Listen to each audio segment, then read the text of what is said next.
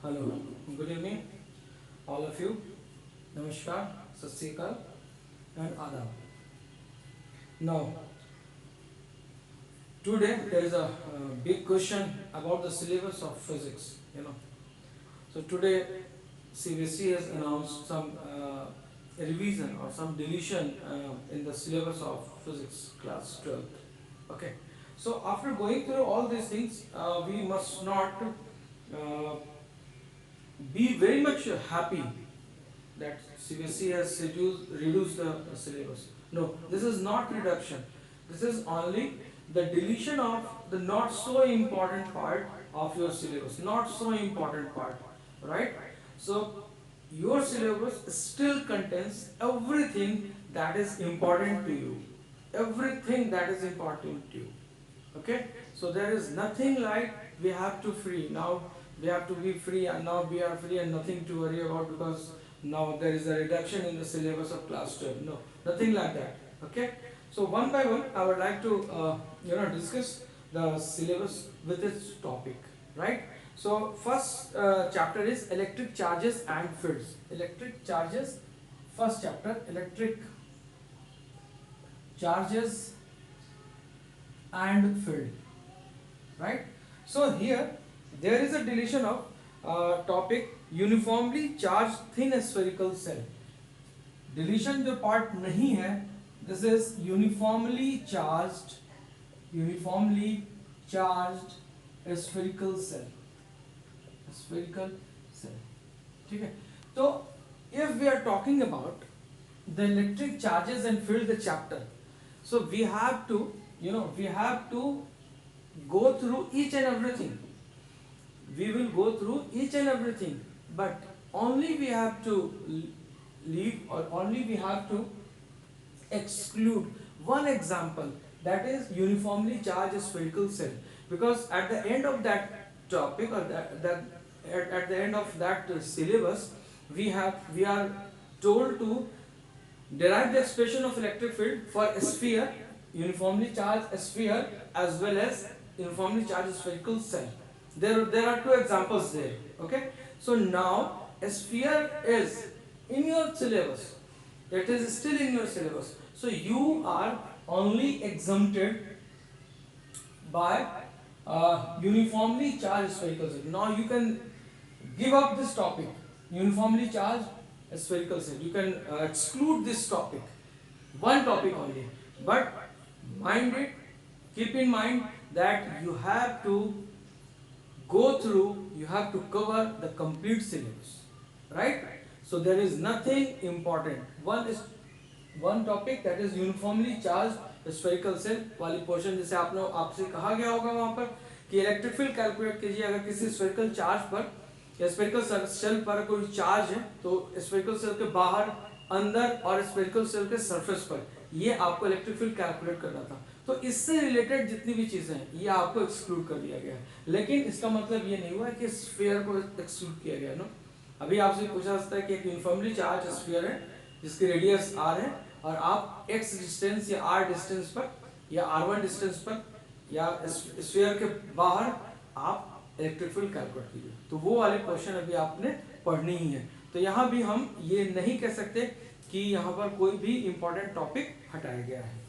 Second बात करते हैं हम, और यहाँ पर ये है internal field inside and outside. Obvious है, सेल के अंदर या सेल के बाहर। सेकंड टॉपिक आती है, अब सेकंड जो चैप्टर है हमारा, that is potential, electric potential capacitance. उसमें से कोई भी टॉपिक एक्सक्लूड नहीं किया गया है, तो आपको पूरा का पूरा चैप्टर एज इट इज पढ़ना है। Now we are coming to current electricity. This is current electricity. अगर हम करंट इलेक्ट्रिसिटी की बात करें तो करंट इलेक्ट्रिसिटी से आपसे कहा गया है कार्बन रेजिस्टर्स, तो एक कार्बन रेजिस्टर्स की टॉपिक है वो आपसे छोड़ा गया है। ये आपका एक एग्जांपल है डिफरेंट टाइप ऑफ रेजिस्टर्स का, तो ये एक आप एक टॉपिक एक्सक्लूड कर सकते हैं, इट्स नॉट सो इम्पोर्टेंट, इसमें कोई कंसेप्ट नहीं है।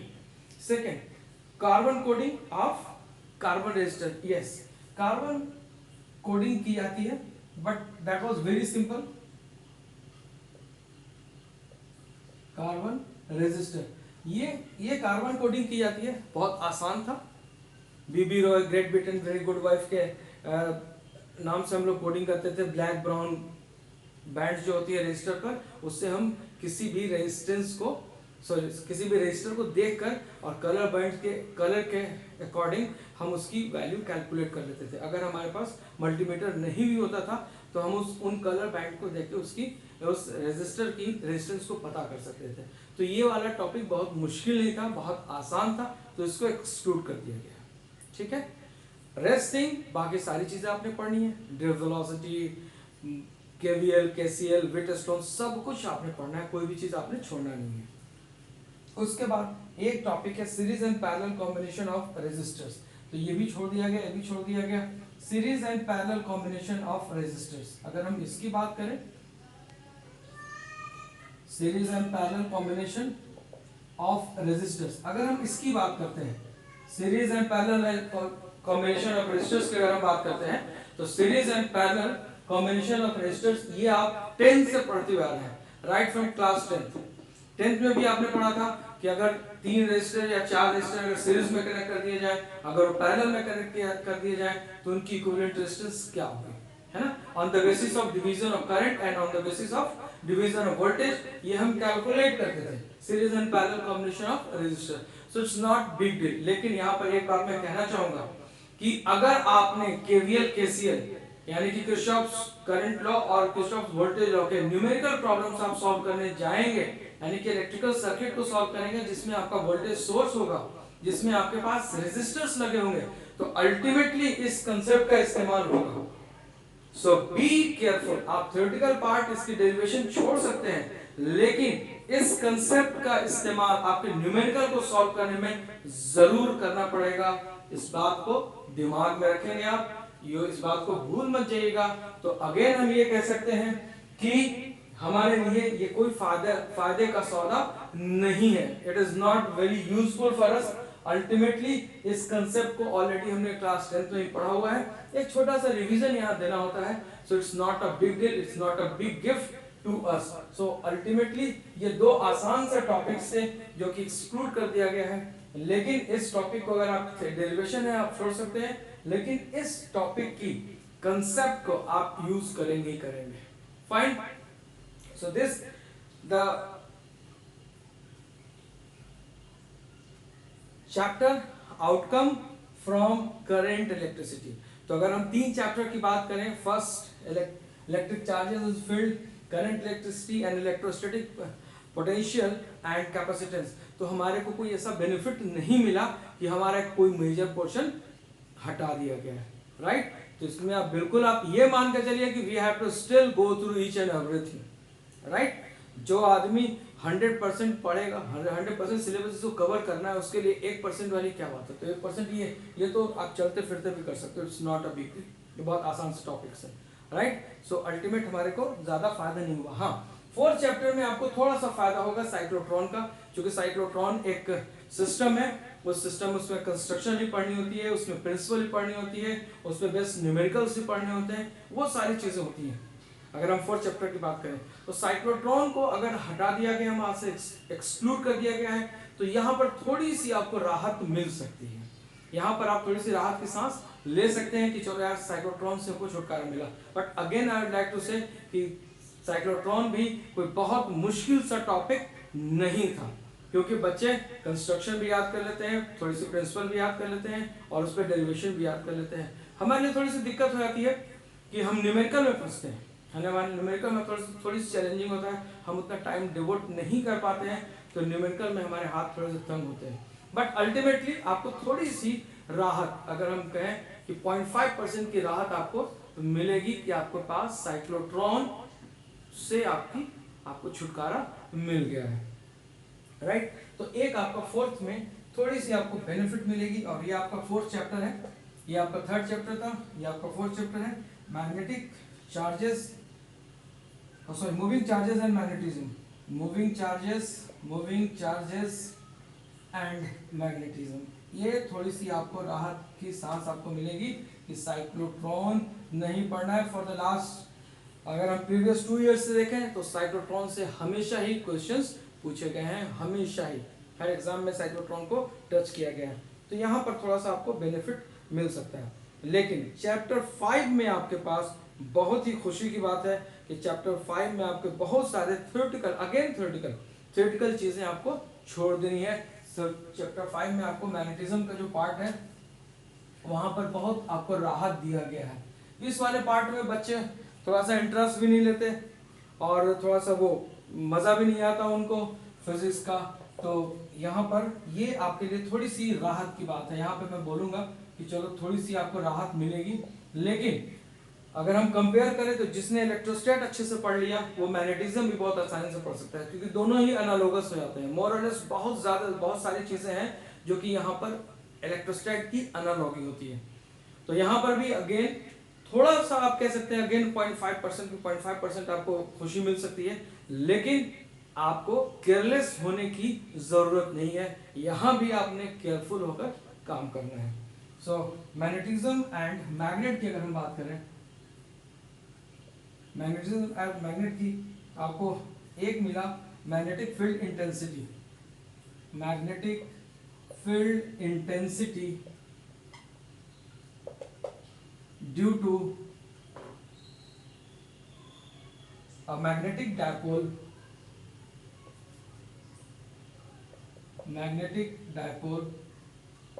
of bar magnet।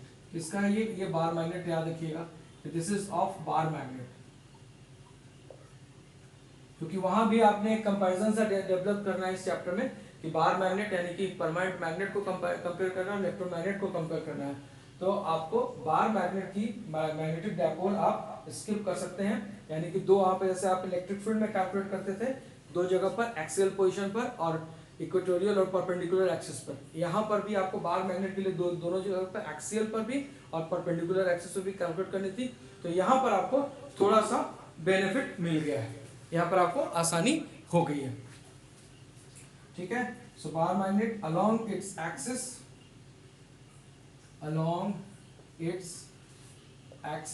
And perpendicular to its axis. ठीक है, ये आपको मिला। दूसरा आपको बार मैग्नेट का, यानी कि बार मैग्नेट से आपको छुटकारा मिल गया है। Torque on a magnetic field, जैसा आप टॉर्क वहां इलेक्ट्रोस्टैटिक फील्ड में कैलकुलेट करते थे T = P sin थीटा, उस तरीके से यहाँ पे आपको mv sin थीटा कैलकुलेट करना था। तो बार मैग्नेट के लिए आपको ये आपको फ्री कर दिया गया है, यहाँ आप एक्सक्लूड कर सकते हैं, यानी कि torque on a magnetic dipole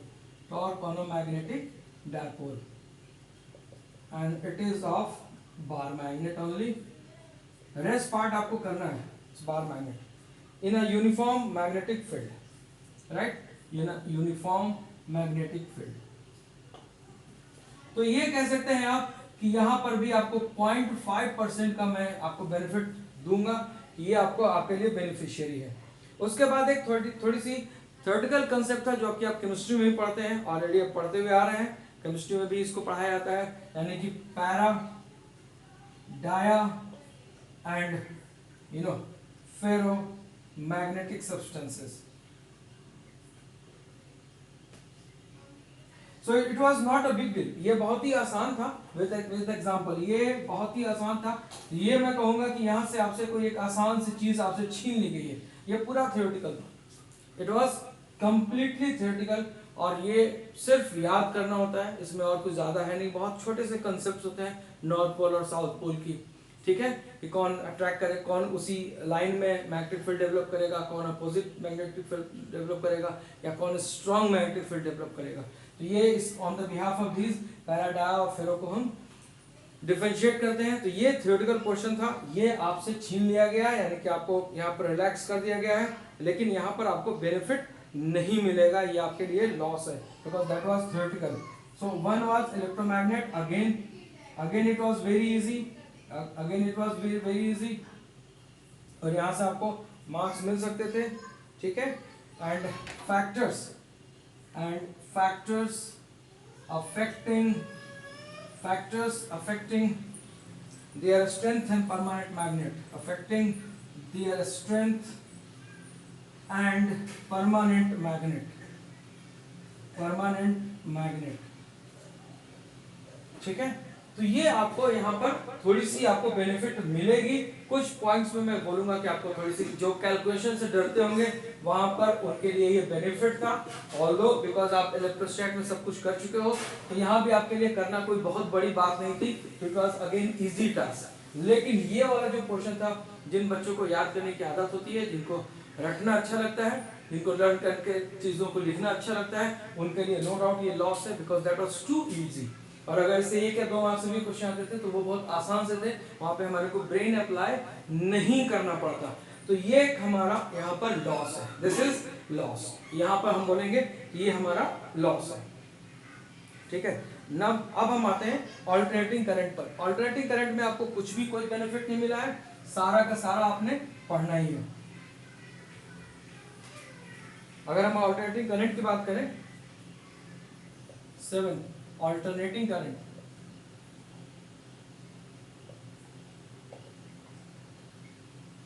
alternating current की बात करें एसी, तो एसी में आपको कोई ज्यादा फायदा नहीं मिला गया है, आपको पावर फैक्टर और वॉटलेस करंट दिया गया है। पावर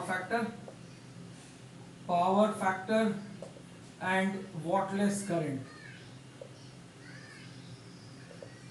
तो यहां पे तो मैं ये कहूंगा कि आपको ये टॉपिक हटाना ही नहीं चाहिए था, क्योंकि चाहे ये टॉपिक हो या ना हो, आपको पढ़ना ही पड़ेगा। अगर आपने ऑल्टरनेटिंग करंट में एक कंसेप्ट डेवलप करना है, कि हमारे को एक अच्छी सी कंसेप्ट डेवलप हो और आपके पास एक कंसेप्चुअल चीजें आपको मिले, तो ये आपको पावर फैक्टर के बगैर तो कुछ आप कर ही नहीं सकते। बिकॉज वहां पर ऑल्टरनेटिंग करंट में हम बिहेवियर पढ़ते हैं इंडक्टर, रेजिस्टर एंड कैपेसिटर की, और इंडक्टर, रेजिस्टर, कैपेसिटर की बिहेवियर यानी कि relation between voltage and current, वो डिफाइन किया जाता है on the basis of power factor, on the basis of power factor. तो यहां से मैं ये समझता हूं कि पावर फैक्टर का डेफिनेशन छोड़ दे तब भी आपने पढ़ना है, बिकॉज पावर फैक्टर का एक डेफिनेशन बहुत छोटा सा डेफिनेशन है। Power factor is defined as the cosine of the angle between voltage and current and nothing else. Power factor is defined as the cosine of the angle between voltage and current. तो अब मुझे बताओ, चाहे ये line हो या ना हो, मेरे को क्या फर्क पड़ता है। मुझे ये मालूम है कि पावर फैक्टर के बगैर हम आरएलसी यानी कि रेजिस्टर, इंडक्टर और कैपेसिटर के बिहेवियर को समझ ही नहीं सकते, वो समझना ही मुश्किल है। तो अब ये टॉपिक रहे या ना रहे कोई फर्क नहीं पड़ता, मेरे को पढ़ना ही पड़ेगा। और वॉटलेस करंट की बात करते हैं, यानी कि जो करंट हमारी इंडक्टर और कैपेसिटर में जाती है, बिकॉज इंडक्टर और कैपेसिटर जो होते हैं दे आर वॉटलेस कंपोनेंट, वो पावर वहां जीरो होती है, वहां सिर्फ रिएक्टिव पावर मिलती है आपको, एक्टिव पावर वहां पर जीरो होती है, यानी कि वहां पर वॉट नहीं मिलता, इसलिए इनको वॉटलेस कंपोनेंट बोलते हैं। और ये जो करंट होता है वो वॉटलेस करंट होता है। तो ये हमारे को, चाहे आप सिलेबस में रखो या सिलेबस में ना रखो, इसके बगैर तो कुछ काम हो ही नहीं सकता। अगर हमको रेजिस्टर, कैपेसिटर, इंडक्टर अगर पढ़ना है तो I must know all this thing, कि कहां पर वॉट जीरो होगा और कहां पर रिएक्टिव पावर जीरो होगा, यानी कि VAR, voltage ampere reactive, right. तो VAR और एक आपका एक्टिव पावर, दो पावर होते हैं आपके पास, एक एक्टिव पावर जो कि आपका रेजिस्टर में फ्लो मिलेगा, और एक रिएक्टिव पावर जो कि इंडक्टर और कैपेसिटर में मिलते हैं। तो हार्डली मेरे को कोई फायदा नहीं है, बेकार की चीज है, आपको पढ़ना ही पड़ेगा। तो यहाँ पर भी आप अपना टाइम खराब मत कीजिएगा, आप इसको आराम से मजे से पढ़िएगा, कोई बहुत मुश्किल सी चीज नहीं है और आपको कोई बेनिफिट यहाँ पर नहीं मिला। अगर मेरे से कोई पावर फैक्टर का बोलता है कि पावर फैक्टर का डेफिनेशन लिखो चाहे मत लिखो, बट पावर फैक्टर के बगैर तो हम एसी में एंटर भी नहीं कर सकते, तो मुझे तो पावर फैक्टर मालूम ही है, ठीक है, fine, so no use. Now हम अगर हम 8 चैप्टर की बात करें, अब हम यहाँ बात करें अगर 8 चैप्टर में, तो हमारे को मिलता है इलेक्ट्रोमैग्नेटिक वेव। इलेक्ट्रोमैग्नेटिक वेव में basic idea of displacement current. Electromagnetic wave में इसका भी हमारा कोई फायदा नहीं मिलेगा, बिकॉज इलेक्ट्रोमैग्नेटिक वेव में 2 करंट आपके इंपॉर्टेंट है, यानी कैपेसिटर में जो एसी करंट फ्लो करती है आपकी, वो एक कंडक्शन करंट है और डिस्प्लेसमेंट करंट है। उसका बेसिक आइडिया जब तक नहीं होगा तब तक आप समझ ही नहीं पाएंगे कि आखिर इलेक्ट्रोमैग्नेटिक वेव में होता क्या है, इंडक्टर का क्या रोल है और कैपेसिटर का क्या रोल है। तो अल्टीमेटली आपको यहाँ पर कंसेप्ट डेवलप करना ही पड़ेगा कि what is the role of displacement current. ठीक है, आपके एग्जामिनेशन पॉइंट ऑफ व्यू से ये इंपॉर्टेंट नहीं है, लेकिन as far as concept is concern, अगर कंसेप्ट को हम देखें कि हाँ हमारे को एक अच्छा सा कंसेप्ट डेवलप करना है, तो उस कंडीशन में आपको डिस्प्लेसमेंट करंट का आइडिया होना ही चाहिए।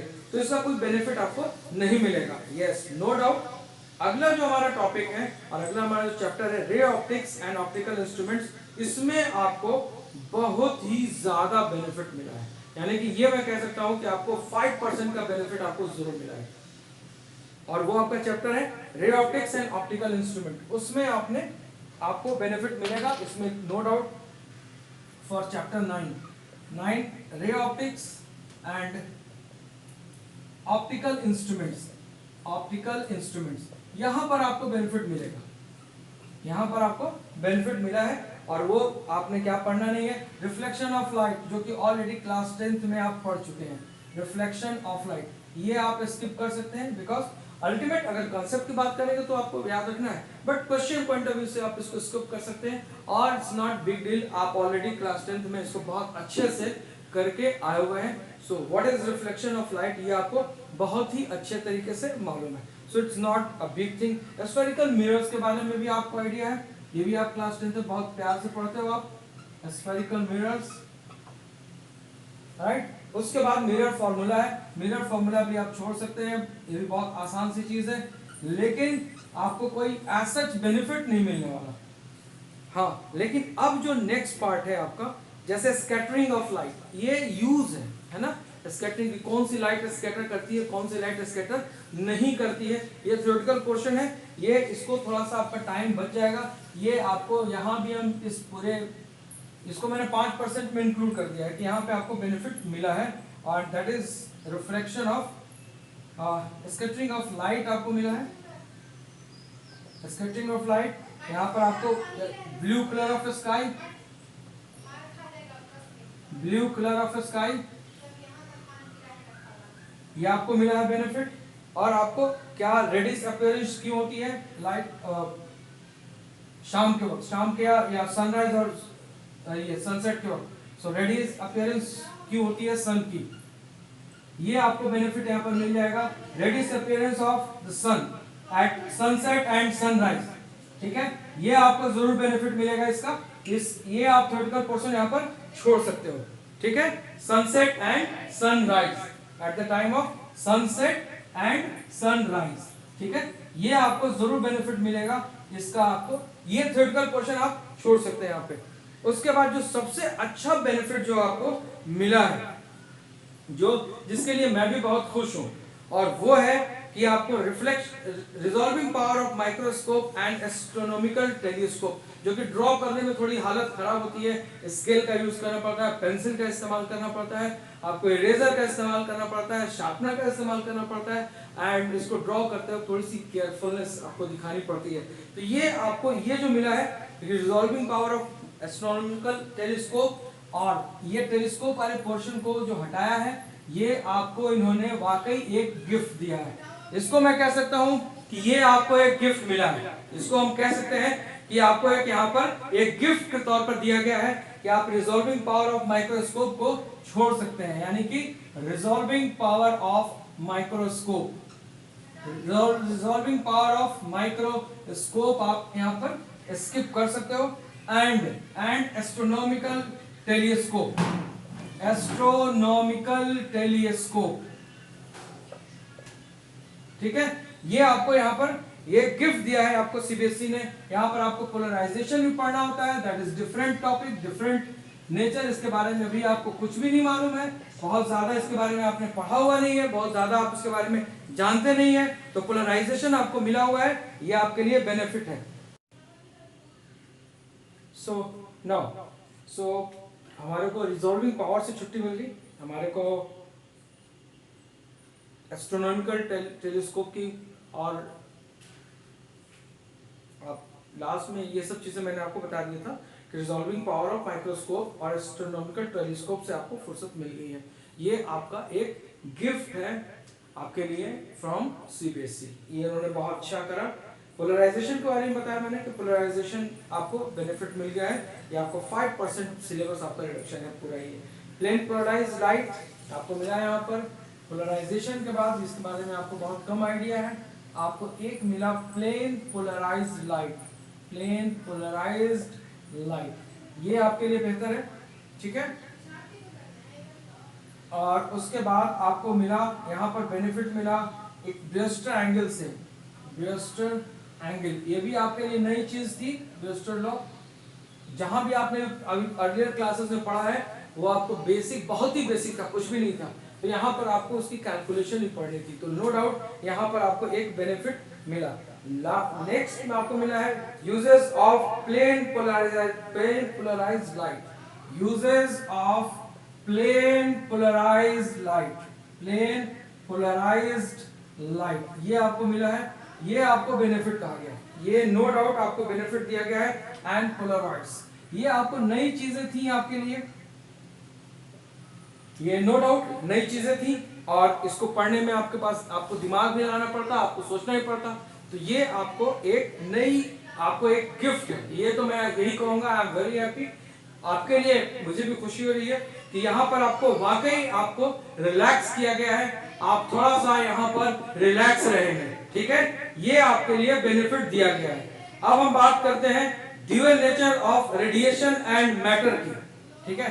नेक्स्ट जो हमारा है वो है dual nature of radiation and matter. Dual nature of radiation and matter की अगर हम बात करें तो यहां पर आपको कोई बेनिफिट नहीं दी गई। Again I am telling you कि यहां पर आपको कोई भी बेनिफिट नहीं दिया गया है। यहां आपसे कहा गया है कि डेविसन गर्मर एक्सपेरिमेंट आप छोड़ दीजिएगा, वो ऑलरेडी बहुत ही आसान है, उसमें कोई ऐसी बात नहीं है, तो ये आपको बेनिफिट या नहीं कहूंगा मैं, क्योंकि इससे पिछले अगर हम पेपर को अगर हम एनालाइज करें तो यहाँ पर डेविसन गर्मर एक्सपेरिमेंट से आपको आपके क्वेश्चन रियरली पूछे गए हैं, कभी 1 या 2 मार्क्स का क्वेश्चन पूछा गया है, ठीक है। तो ये आपके लिए कोई ज्यादा फायदेमंद नहीं है, आपको dual nature of radiation and matter पढ़ना पड़ेगा, और अभी आपने कुछ इससे केमिस्ट्री में ही पढ़ा होगा, और आप पढ़ेंगे आप यहाँ फिजिक्स में। तो अगर हम बात करें इस चैप्टर की तो ये चैप्टर आपका बहुत ही आसान है, तो यहाँ पर कुछ कटने वाली, कुछ रिडक्शन वाली कोई बात नहीं है, ऑलरेडी ये बहुत ही आसान सा चैप्टर है। केमिस्ट्री में भी आप ऑलरेडी पढ़ चुके हैं, जब तक आप यहाँ पढ़ेंगे तब तक आपको केमिस्ट्री वाली सारी चीजें आप रिकॉल कर सकते हैं यहाँ पे, तो आपको डबल बेनिफिट मिलेगा यहाँ पर, ये अच्छा है, बिकॉज केमिस्ट्री में आपने पढ़ा हुआ है इसको, तो ये फिजिक्स में भी होना चाहिए था, तो आपको एक्स्ट्रा एफर्ट डालने की जरूरत नहीं पड़ेगी, तो ये तो अच्छी बात है। ये तो उन्होंने एक आपको थोड़ा सा रिडक्शन करा है, और ठीक है, यहाँ पे क्वाइट गुड। अब हम बात करते हैं न्यूक्लियाई की। न्यूक्लियाई में आपको थोड़ा सा बेनिफिट दिया गया है, न्यूक्लियाई भी ऑलरेडी आप बचपन से ही पढ़ते आ रहे हैं, आज की बात थोड़ी है, या बचपन से ही पढ़ते आ रहे हैं न्यूक्लियाई के बारे में। यहाँ पर रेडियोएक्टिविटी, ये आपका केमिकल काइनेटिक्स में इससे रिलेटेड इक्वेशंस मिलते हैं, जब आप केमिकल काइनेटिक्स पढ़ते हैं केमिस्ट्री में, तो रिलेटेड इसमें चीजें आपको मिलती हैं, ठीक है, first order second order equations वहां पर आपको मिलते हैं, zero order and first order, ठीक है। तो अब यहाँ पर इसको इन्होंने रिड्यूस कर दिया है, तो यहाँ पर मैं ये आपको कह सकता हूँ कि थोड़ी सी ये चीजें टिपिकल हो जाती हैं, लेकिन कुछ आसान चीजें एक्सक्लूड कर दिया गया है, क्योंकि आप वहां जब केमिस्ट्री में पढ़ के आते हैं और सेम चीज आपको यहाँ पढ़ना पड़ता, तो ये आपके लिए एफर्टलेस हो जाता है, यानी कि यहाँ पर आपको एफर्ट एक्सर्ट करने की जरूरत नहीं थी। तो ये थोड़ा सा कहूंगा कि ये आपके लिए नुकसानदेह है, जिससे रेडियोएक्टिविटी को हटाया गया है, तो ये थोड़ा सा आपके लिए नुकसानदेह है। लेकिन अगर हम सिलेबस की बर्डन की बात करें, सिलेबस की लेंथ की बात करें, तो नो डाउट इसके हटने से आपका सिलेबस थोड़ा सा कम हुआ है, लेकिन मेहनत में आपके कोई कमी नहीं है, लेकिन मेहनत आपको करना पड़ेगा, क्योंकि ऑलरेडी ये आप केमिस्ट्री में भी पढ़ चुके होते हैं। सो दिस इज अल्फा, यहाँ पर आपको बीटा एंड गामा पार्टिकल्स और रेज आपको पढ़ने होते हैं, ये आपको बेनिफिट मिली है, लेकिन वो सिलेबस के लेंथ से, लेकिन है बहुत आसान चीजें, आपको मेहनत यहाँ नहीं करनी पड़ती है, ये सब चीजें थ्योरेटिकल है, तो आप आसानी से लर्न करके आप स्कोर करते हैं। तो अगर ऐसे देखा जाए एफर्ट की बात, तो ये यहाँ पर एक आसान सा क्वेश्चन आपका रिड्यूस किया गया, आसान सा क्वेश्चन आपको हल यहाँ से एक्सक्लूड किया गया है, जिसका नो डाउट आपको थोड़ा सा नुकसान होगा, थोड़ा सा यहाँ पे इसका मुझे भी अफसोस है, इसका होना चाहिए, ये पेपर में अगर रहता तो आपकी स्कोरिंग कैपेसिटी या कम एफर्ट में ज्यादा स्कोर आप कर सकते थे, ठीक है। So this is binding energy per nucleon, ये सब आपको एक इसका एक ब्रीफ आपको मिलता है, इसका टच कहाँ पर, केमिस्ट्री में, and it's variation with mass number, it's variation with mass number, with mass number, ठीक है। तो ये आपका चैप्टर नंबर 13 है, ये आपका एक्सक्लूड किया गया है, ये थोड़ा सा आपको लॉस देगा, ठीक है। ये तो बर्डन आपका कम करा गया है, यहाँ पे तो कुछ कोई ज्यादा फायदा नहीं है, बस एक टॉपिक्स आपको फ्री मिल गई, ये भी आपके लिए बेनिफिट है। 0.01% आपको बेनिफिट मिला है। इसमें सिलेबस तो नो डाउट कम हुआ है, सिलेबस के मुताबिक तो आपको बेनिफिट हुआ है, लेकिन ये सब चीजें आसान है, तो आसान चीजें अगर हटाई जाती हैं तो आपको तकलीफ होनी चाहिए, ठीक है। सो इसका ये आपको नुकसान बियर करना पड़ेगा कि एक आसान सी टॉपिक आपके हाथ से चली गई। नाउ अब हम आते हैं 14 पर, एंड चैप्टर नंबर 14 जो हमारा सेमीकंडक्टर था, उसमें ऑलरेडी हम लोग पिछले साल जो आसान सी चीजें थी हमारी निकल चुकी थी, जो हमारा लॉजिक गेट्स था, एक नुकसान वहां पर हम लोग बियर कर चुके हैं। यहाँ पर आपको सेमीकंडक्टर इलेक्ट्रॉनिक्स ये आपको और आसान कर दिया। सेमीकंडक्टर इलेक्ट्रॉनिक्स थ्योरेटिकल पोर्शन है, ये अच्छा पोर्शन है, आगे जिनको इंजीनियरिंग करना होता है उनके लिए बड़ी फायदेमंद होती है ये, लेकिन ये एक्सक्लूड कर दिया गया यहाँ पर। Materials, devices and simple circuit, devices and simple circuits, तो ये अगर बात की जाए तो यहाँ पर कुछ कह पाना अभी मुश्किल है, क्योंकि डिवाइसेस एंड सर्किट्स में आपके डायोड्स वगैरह आते हैं। अब ये डायोड्स वगैरह आपके पास नहीं है तो डायोड भी बहुत आसान सा होता है, बहुत मुश्किल सा नहीं है, तो एक आसान सा टॉपिक जो है वो आपका यहाँ पर रिड्यूस कर दिया गया है, ठीक है। एक आपका स्कोरिंग था and that was zener diode, zener diode and their characteristics, और Zener diode as voltage regulator, Zener diode as voltage regulator। ये टॉपिक आसान था, जिन बच्चों ने केवीएल केसीएल करंट इलेक्ट्रिसिटी अच्छे तरीके से पढ़ा हुआ है उनके लिए बहुत ही आसान हो जाता है Zener diode and their characteristics।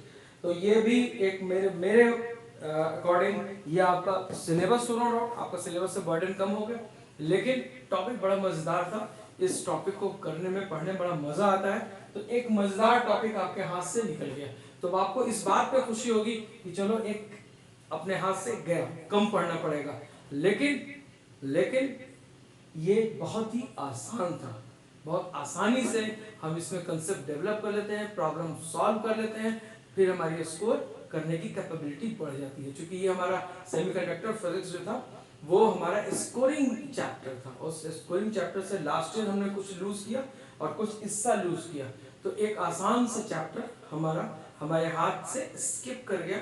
सो अगर हम नटशल में बात करें तो सिवाय आपको पोलराइजेशन और पोलराइड्स और टेलीस्कोप के आपको इस सिलेबस में कोई भी बेनिफिट नहीं है, तो ज्यादा आप केयरलेस ना हो, आप एकदम अच्छे से पढ़ें, मन लगा कर पढ़ें, खूब मेहनत करें और इसको लाइटली ना लें, क्योंकि जब भी सिलेबस चेंज होती है तो क्वेश्चन का पैटर्न थोड़ा सा चेंज हो जाता है, वहां पर हमें बहुत ही केयरफुल होना पड़ता है, हमारे को आइडिया नहीं होता कि पहले क्या पूछा गया था, अब क्या पूछा जाएगा, ठीक है। सो बी केयरफुल, इसको लाइटली बिल्कुल मत लीजिए, खूब मेहनत कीजिए, खूब अच्छे से।